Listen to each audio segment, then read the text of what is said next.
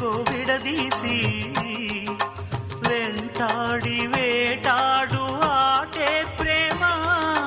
మౌనముతో మనసుని శృతి చేసి రాగాలు పలికించు పాటే ప్రేమ.